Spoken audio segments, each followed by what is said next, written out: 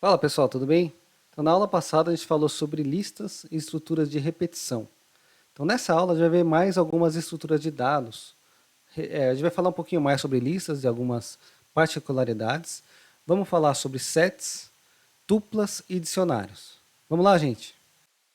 Então, já abri aqui o nosso notebook e eu vou criar aqui novamente uma lista de dados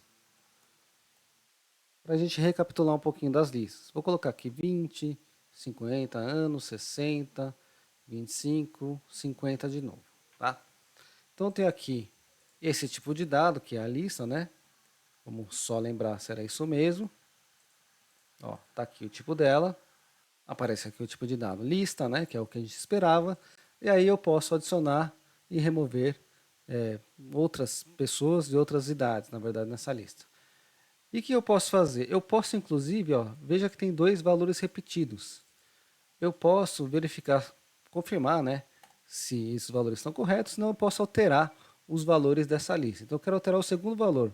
Então lembrando que para acessar um valor da lista, eu preciso colocar o índice aqui entre colchetes. O primeiro índice é o 0, o segundo é 1 e assim por diante. Então o segundo índice, se eu acessar, vai me retornar o valor 50. Se eu alterar aqui para 20 e imprimir a lista de novo,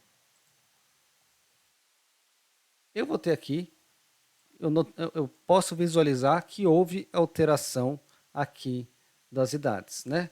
De 50 para 20, a segunda pessoa aí cadastrada na minha lista. Então essa é uma característica da lista, ela é mutável. Eu tenho outro tipo de dado chamado de tupla. Vou colocar aqui a tupla. Se eu quero que algo não seja mutável, né, que algo não mude, eu vou colocar aqui esse tipo de dado chamado tupla e eu vou declarar, ao invés de colocar colchetes que nem a gente usou nas listas, né, aqui em cima, eu vou usar parênteses. Então, primeiro vamos confirmar aqui o tipo.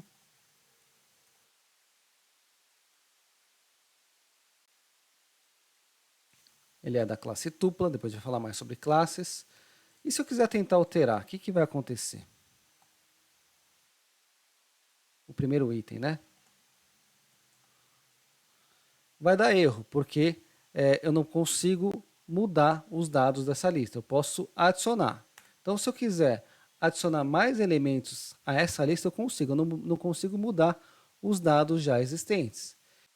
Então, eu vou gravar aqui uma outra tupla. Vou criar a tupla 2. Vou colocar os valores 30, 40 e 50. E aí, eu quero adicionar mais itens, né? Vou juntar as duas tuplas, concatenando a tupla 1 e a tupla 2 e armazenar o resultado na variável chamada resultado. Vamos visualizar aqui o que aconteceu. Aqui eu vejo que a tupla 1 manteve inclusive as posições, né? Os índices desses valores, e a tupla 2 foi adicionada ao término da tupla. Então, eu consegui adicionar novos itens, eu consigo adicionar e remover itens, eu só não posso alterar os valores existentes, como a gente já viu. Legal, mas se eu posso fazer isso com listas, por que eu vou usar tuplas, né? Por que eu uso tuplas em relação a listas? Então vamos ver aqui, a tupla 2, eu já sei que ela tem 3 elementos. E aí eu vou criar uma lista com os mesmos elementos. Lista, idades, vai receber aqui, abre com colchetes, né, que a gente viu, 30, 40, 50. E aí eu vejo que eu vou ter também 3 elementos. E aí eu quero saber qual que é o tamanho de cada um dessas estruturas de dados. Se eu buscar aqui a informação e pedir o tamanho da tupla 2, ele vai me dar aí o armazenamento, 48 bytes, se eu não me engano. E a lista de dados, que tem os mesmos valores, ó, 30, 40, 50 também, gente, ela ocupa um pouco mais de espaço na memória para poder permitir toda essa movimentação e alguns recursos adicionais da lista. Então, se você não precisa alterar dados de algo que você está recebendo, você pode utilizar a tupla ao invés da lista, porque ela garante uma melhor performance. Vamos lá, vamos ver aqui o conjunto chamado set, né, outra estrutura de dados. Então eu tenho aqui a minha lista de dados de novo, vou imprimir ela para a gente relembrar. Ela tem 2 itens repetidos, né, 2 pessoas com a mesma idade. Então o set, eu vou criar aqui o set, vou chamar de set idades, que eu vou construir a partir dessa lista que já existe. Se eu mandar exibir esse conjunto, essa coleção de dados, a gente vai notar que sumiu um item, que é o item 20. Um dos dois aqui sumiu, porque ele retira duplicidades. E veja que a forma que a gente escreve ele também é diferente. Ele começa com chaves ao invés de colchetes. Eu poderia, por exemplo, criar um conjunto de nomes, a mesma coisa. E eu posso criar do zero. Eu posso criar aqui com o nome Ana e com o nome Natália. Vou ver aqui o tipo. É o tipo set. Eu posso adicionar itens a essa lista. Eu consigo alterar os itens dessa lista. Dessa lista não, desse conjunto, desse set. A diferença é que a gente não vai poder adicionar repetições. Eu vou adicionar aqui um outro nome.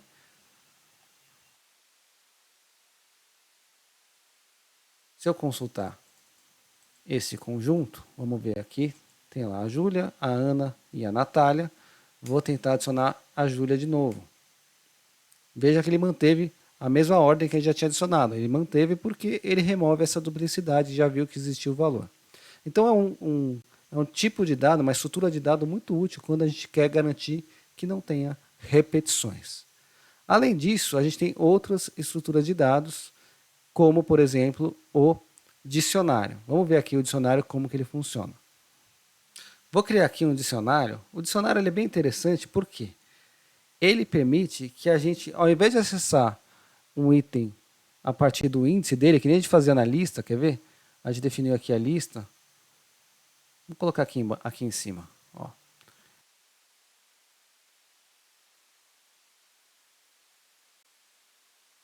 Vamos visualizar o conteúdo dessa lista. Eu tenho lá os meus itens, não estão repetidos, né? Tirando os 50 aqui. E aí eu consigo acessar o primeiro item por meio do índice. Quero acessar o índice 0 ou 20. O último item é o índice 5. Ou melhor, 0, 1, 2, 3, 4. É o índice 4. Se eu tentar acessar um índice fora da lista, ele vai me dar essa mensagem. Índice fora do range, fora do alcance. Então esse é um problema de usar índice. A gente precisa lembrar aí e fazer um teste para ver se existe ou não esse índice. Então o dicionário eu consigo acessar de uma forma mais intuitiva para a gente. Então se eu colocar aqui o nome de uma pessoa, eu vou criar um dicionário com uma chave e um valor. Então eu sempre vou ter aqui a chave, vou colocar aqui nome, o João, colocar uma vírgula, e vou colocar o sobrenome. João Silva. Posso colocar aqui a idade. A idade eu vou colocar em números inteiros, né? 20 anos. Deixa eu tirar aqui um pouquinho desse zoom. E vamos ver aqui qual que é o tipo dele. Ó.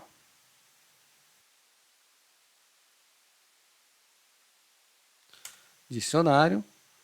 Classe dicionário. Se eu quiser só saber a idade do João, eu não preciso decorar que a idade é a posição 3 aqui no meu dicionário. Eu simplesmente faço o seguinte, coloco o dicionário e aí eu vou acessar por meio da chave da idade. A idade, 20 anos. Se eu quiser saber o nome, já vou direto. Eu já sei que esse dicionário vai ter essas informações, então fica muito mais fácil para que eu consiga acessar esses dados por meio da chave, ao invés de decorar a posição aonde que eles aparecem. Então, é um item muito utilizado, um recurso aí muito utilizado. E a gente vai ver que quando a gente trabalhar com dados, carregar dados, a gente pode converter um dicionário num arquivo JSON, por exemplo, para ficar mais fácil de trabalhar. Então, o dicionário, eu poderia criar um dicionário com mais nomes, né? Vou criar aqui um outro dicionário, vou aproveitar aqui o modelo aqui do João, lista de pessoas. Aí eu vou ter um dicionário, ou melhor, uma lista com vários itens aqui dentro, com vários dicionários.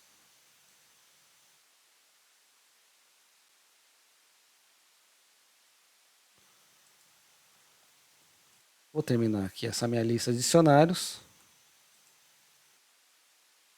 O nome aqui vai ser a Ana, ela tem 22. Vou criar aqui a minha lista, né? Que dentro dessa lista tem dicionários com valores diferentes, né? Posso imprimir aqui o tipo. É uma lista de dicionários. Como é que eu faço para acessar o nome da Ana? Vamos ver aqui. Ó, como ele está dentro de uma lista, a lista eu acesso por meio da posição. O primeiro item da lista é o dicionário do João, que é o índice 0, né? O segundo é o índice 1, que é onde eu tenho o nome da Ana. Aí eu coloco aqui entre chaves, ou melhor, entre colchetes, o que eu quero buscar, que é o nome da Ana. Ele vai me trazer a informação. Se eu quisesse o nome do João, eu só mudo o índice da lista onde ele se encontra. Então, eu consigo armazenar vários valores, diferentes valores, inclusive aqui é inteiro, aqui eu tenho o tipo de dados string, sendo que é mais fácil para consultar essas informações depois do que se eu estivesse usando somente a lista. Eu posso ter diferentes tipos de dados dentro desse dicionário. Então, gente, nós falamos sobre listas novamente, né? Nós falamos sobre como acessar a lista. A lista ela tem essa característica de mutabilidade, ela pode ser alterada. Eu consigo adicionar valores repetidos na lista, que é algo que eu não consigo fazer com as tuplas. A gente viu que as tuplas elas são imutáveis, eu consigo adicionar novos itens, mas eu não consigo alterar os itens existentes. Já no tipo de dado chamado set, que é uma coleção de dados especial, ela não permite repetição de dados. Então, ela facilita para eu garantir que dentro daquele conjunto não há repetições.